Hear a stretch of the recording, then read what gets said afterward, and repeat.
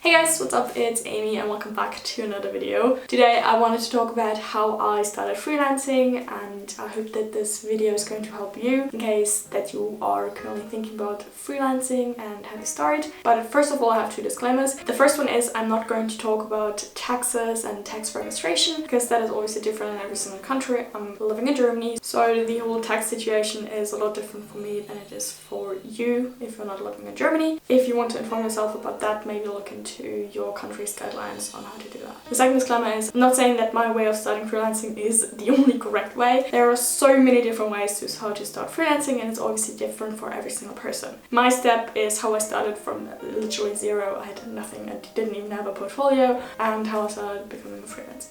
With that being said, let me introduce myself to you. I'm Amy, I'm 19 years old. I'm currently a full-time student studying film, and I'm also self-employed and freelancing as a video editor and video producer. So, first of all, what I did when I started freelancing was I obviously had to think about what I wanted to freelance as. I was fortunate enough to have a pool of different things that I could do. I was thinking about graphic design, then I was thinking corporate identity design and communication design, but I really quickly realized that I'm not qualified enough to do that and that there are far more people who are so much better. Then I thought about opening up my own shop and selling stuff that I created, like artwork and all that stuff. But in Germany this is very hard because it's gonna cost you a bit of money and it's a little bit more difficult to register for taxes, and I didn't even have a following on social media, so I just thought that this is not going to work out. So I really quickly realized that I wanted to edit videos, and I had experience for over 5 years in that. Obviously not as advanced as I'm right now, but I already knew how to edit videos and I thought that this is going to be very helpful. Then I had to think about what niche I'm going to go in, because video editing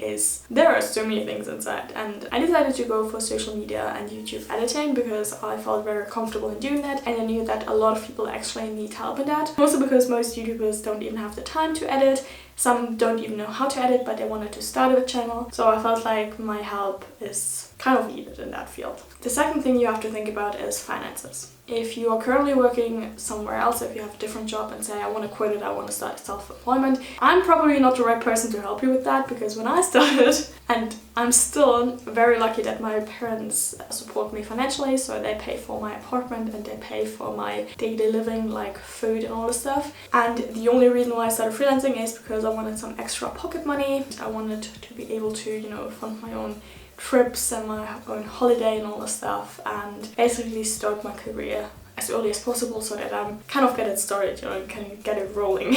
But if you are not in a position where you can say, yeah, I'm just gonna start and see whatever it's gonna bring me and I don't have to work something else, I recommend you to have at least 3 months of your current income as savings on your bank account, just to make sure that you have enough money whenever something should happen. Obviously the next step for me was to think about how I'm going to share my service and how I'm going to get people to book me and to use my services. If you're a graphic designer or designer, I obviously recommend you to have an Instagram account. Maybe you already have quite a following and people start to request orders and ask you for your service. I never had a following on Instagram and I wasn't able to, get people drawn from social media to myself. I started a website, but I also kind of quickly realized that this is not the right way, because nobody's going to look on a website and say like, yeah, I want to edit my videos. And I almost started 1.5 years ago, and that was when Fiverr wasn't as popular as it is right now. Back then there was a platform called Upwork. The only difference between Fiverr and Upwork is that on Upwork the customers post what they need and you have to reach out to them and kind of pitch yourself and be like, hey, I want to edit your video. Well, it's on Fiverr that people come to you and say like, hey, this is my project, do you want to work on it? So I started working on Upwork, but I do not recommend Upwork anymore because Fiverr literally is the place to go if you have absolutely nothing to start with. If you have no portfolio, you have nothing,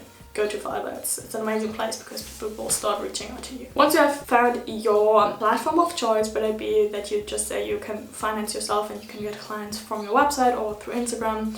For my case it was Fiverr, so I'm going to talk about Fiverr a little bit more. It's not sponsored, but this is how I started. You want to make sure that you get customers, because the most important thing is that you can earn trust from customers and from new people. Because in my case, I was on Fiverr and I had nothing. I had no portfolio except of the videos that I've edited for this channel and a couple of other things, but I had no variety in whatever I had. You have to imagine yourself as a customer. You click on your profile and there's nothing. There's no review, there's nothing you can show. it's literally just like, hey, it's me and I can help you.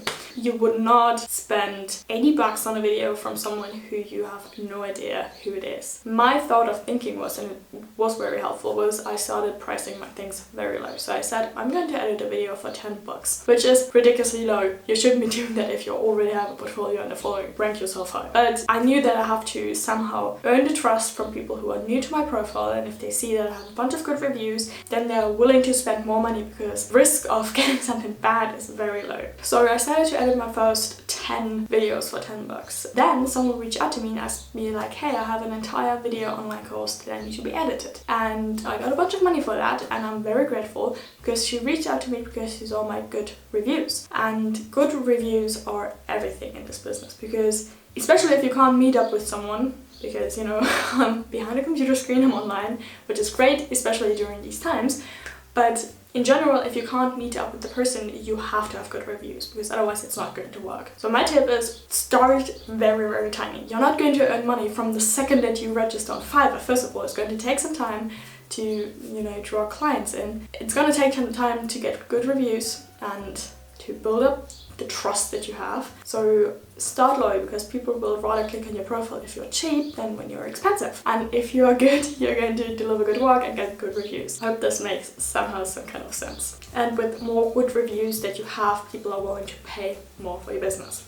Eventually, I also had a website, as I mentioned before. People started to remember my name, and then they started to reach out through my website and said like, hey, I've heard from a friend that you are editing videos. Can you maybe help me with my project? Or I found your YouTube channel and you mentioned that you're a video editor. Can you maybe help me editing my videos? So with more people coming, you will get more recommended. So I was lucky enough that a lot of companies started working with me, just like for example Cinity and all. Cinity, it's a big tech group, I think, and I also had some fashion labels like Private Policy and Cricket starting to ask for my help for videos, and through them I got recommended to others. They started reaching out to me through my website because, you know, for some people Fiverr isn't really trustworthy, but a website always is. Well, okay, this was kind of long, but basically what I wanted to say is you have to think about where you are at the moment. I personally started at zero, so I had to start at zero and, you know, started slowly climbing up the ladder to becoming where I am right now, and it's definitely going to evolve. I'm definitely not where I am. I'm definitely not there yet. But for example, if you already have a portfolio, you can start by having higher prices, and maybe you don't even have to start on Fiverr to get clients from your website, because you maybe already have a following and people start reaching out to you on Instagram and all this stuff. You just have to get things rolling. It doesn't matter where you started, it doesn't matter how you started, you just have to start getting clients, and the more clients you get, better reviews you get, and the higher paid you will get, and the more people will come in, and you'll have a consistent stream of income. So I hope that this video was somehow helpful for you, and that I was able to give some tips and inspiration for you, and that you were able to draw something from it. If you're currently starting to freelance, especially during these crazy times, I can definitely recommend you starting online and building up your business online, because it's important, and it's also important for you to have an international field of clients. And if you have any questions, feel free to comment them down below and I'm going to answer them in the next video. And you can also contact me on Instagram or wherever else you should find me.